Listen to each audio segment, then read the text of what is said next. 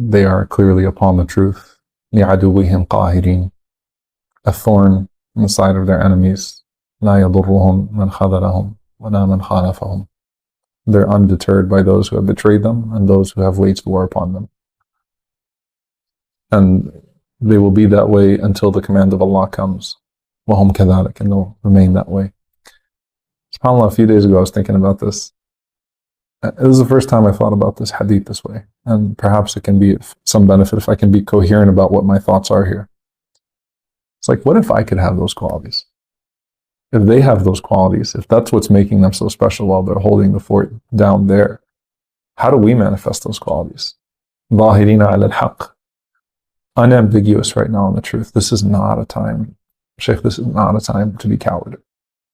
This is not a time to be cowards. This is not a time for us to mince words. This is not a time for us to, oh yeah, we just want peace. And no, this is a time to insist that enough is enough and to not mince words at all about our dedication to the freedom of our people. And I say our people because any Muslim, anyone who cares about Palestine is a Palestinian right now. This is not something by nationality. You're just as Palestinian as I am when your heart is connected to it this way. So this is not a time for us to mince words or to be ambiguous about where we're coming from in regards to this whole thing. لِعَدُوِّهِمْ قَاهِرِينَ, our enemies want us to get tired. That's not just true for those that are bombing our brothers and sisters. That's true for those that are trying to suppress our voices for them. They really want us to stop.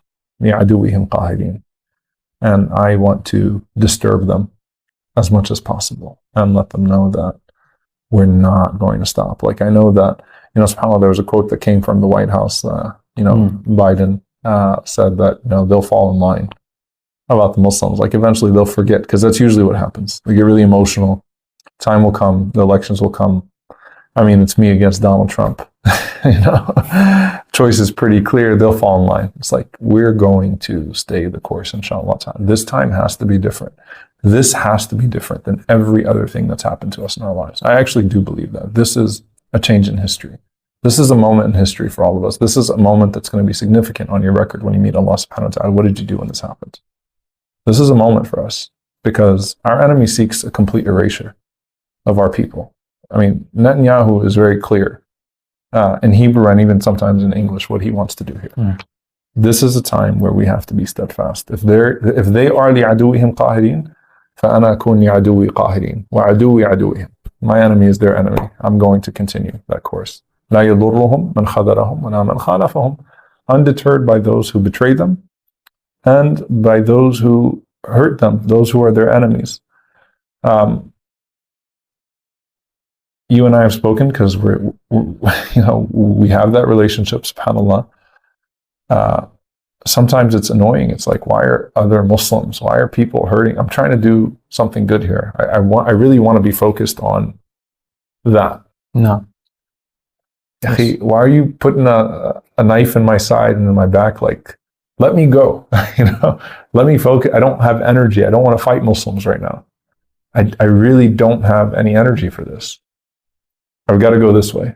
And so this is part of that test. لَا يَضُرُّهُمْ مَنْ خَذَلَهُمْ. Well, I also need to be that way. SubhanAllah, where you tell me this all the time, keep going. You actually use those words all the time. Keep going, keep going. Don't worry about it. Keep going, keep going. Someone says something nasty. Keep going. It hurts. We're human beings. But when your Muslim brother attacks you and tries to twist something inside of you, khalas, keep going. So لَا يَضُرُّهُمْ مَنْ خَذَلَهُمْ. فَبِإِذْنِllahi ta'ala, we won't be harmed by those who hurt us, even from within our community. No. وَلَا مَنْ خَالَفَهُم, or those that are outward enemies. So we're not afraid or intimidated, nor are we deterred. So it was just subhanAllah realization a few days ago. I was like, you know what?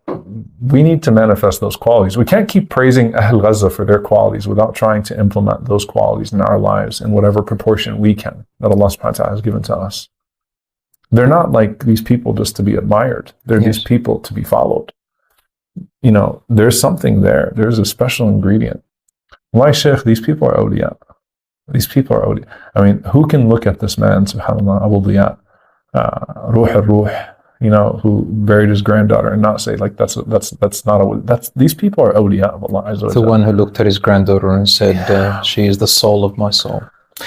It's amazing what kind of an impact just that one man has transformed a long history of a stereotype against that particular look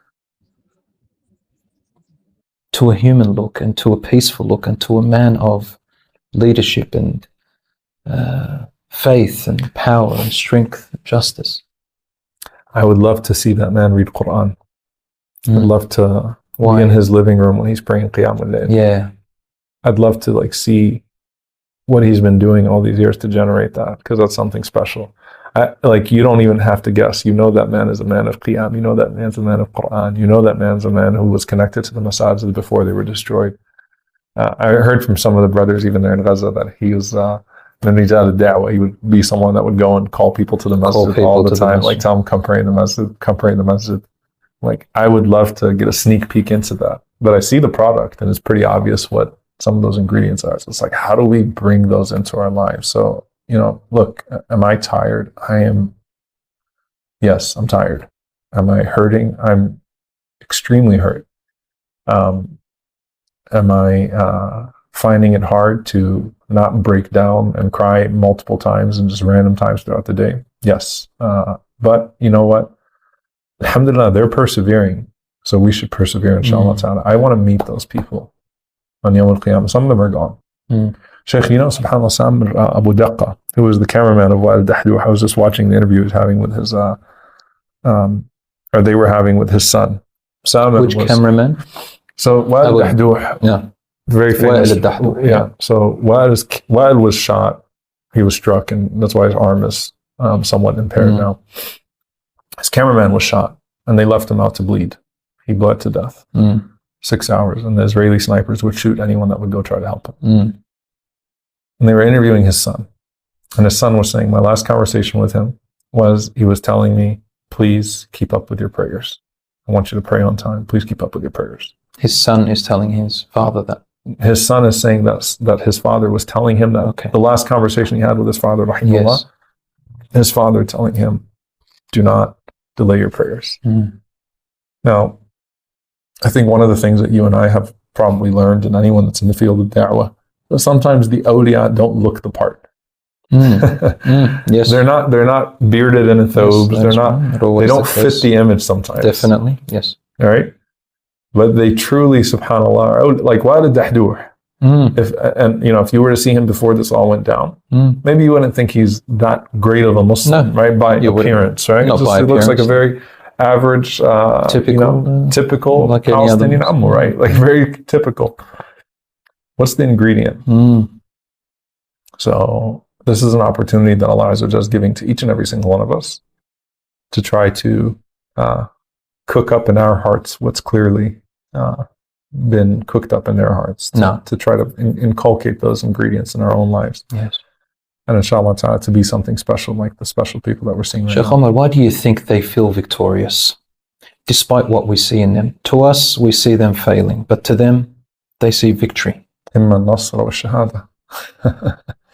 That's the motto. It's either victory or martyrdom. You can't lose. قتلانا في الجنة وقتلاكم في النار. So there's a higher purpose than just mere land and soil. You can't lose. You cannot lose when you believe in this. You can't lose. You can't contain a people in a small part of the earth that believe in a Jannah that's more vast They're than the thinking entire beyond world. this world. You can't beat those people. They cannot lose. That is the secret. That is the secret. They can't lose. Even in all of our lives, you had losses, I've had losses, Muslims and non-Muslims, people have had losses. And the thing about our hope is, well, for me, for example, and I'm sure it's the same for you, we know there is a hereafter. We know this is only the first chapter. This is just a short life, but there's something else. So it's not the end. And we don't hook our hearts onto a temporary world. This temporary world is going to betray you. It's been set up to break your heart. So why follow it as if it's a paradise? Sheikh Omar, are you in line? Are you do you encourage, for example, there's Muslims and non-Muslims around the world. We've been talking about Muslims a lot, but non-Muslims around the world are hurt as well, and they're feeling that pain and that mercy. Justice and injustice is a moral principle of every human being, and many of them have gone out in protests. And do you support these protests? Do you think they're working? Do you think, because you're talking about voices, so protests and social media advocacy for justice, do you think it's all really working? Sheikh, if the only thing that came out of these protests were that the people of Palestine did not feel alone, then to me it's worth it. I'm so serious, subhanAllah. Like the fact that Ahl Gaza thank the rest of the world for going out in the streets and say, please keep it up. Need your solidarity. The fact that they don't feel alone. Feeling alone is a miserable feeling. To feel isolated in your pain. To feel like people have forgotten you. And when we look in the seerah of the Prophet ﷺ, this is a profound concept. Like, you're not forgotten. You're not alone. SubhanAllah, I was reflecting on this actually in some talks I just gave, and I don't even remember which convention. I think it was the Mass Convention. I just came from Chicago, Sheikh. But it was interesting, in like the loneliest episodes of the Prophet ﷺ, it's as if there's one person that's there always. So As-Safa, when everyone turned their backs, it was little Ali radiallahu ta'ala anhu, right? It says, Ya Rasulullah, I've got you. You know, I'm with you, Ya Rasulullah. Sallallahu alayhi wa sallam. Ali radiallahu anhu was there. In Ta'if, as alone as he was, Allah put Zayd radiallahu anhu. Zayd ibn Haritha was there. When they dumped the guts on his back, sallallahu alayhi wa sallam, Fatima radiallahu anha, even though it's painful, she was there, right? There's always just like one person there. It's like, I want to be that one person that's there for the people of Gaza. If it's even one person, subhanAllah. But just for, even if they know through us that they're not forgotten, that we're going to do everything we can, even if they feel the solidarity, to me, that's worth it. But it is worth, strategically, any political analyst would say that this has been a strategic nightmare for Israel. It's been a PR nightmare for them.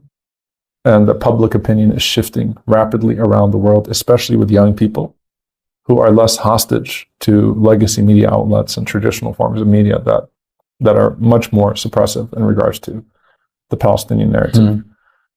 So our strength is in our numbers. It is taking to the streets. It is in the boycotts. It is in these multiple forms of little advocacy. We don't have the super lobby, the super PAC, but we do have the super numbers. Yes. And so the little efforts accumulated are clearly leading to a massive shift in the global sense, inshallah ta'ala, for the Palestinian people. And bidnillahi ta'ala are a step closer to complete liberation. Why do you think everyone's standing up, Ya Sheikh Omar? It's not just Muslims, non-Muslims, everybody. We haven't seen this on such a large scale. I mean, why do you think they're all standing up? What are they trying to, what's moving them? So, like you said, there's fitra, al-rahma wal-adl, mercy and justice. Mercy and justice in the hearts of everybody. Those are fitra. And so they can see. You can't compete with 20,000 dead people. You can't, you can say all the lies in the world.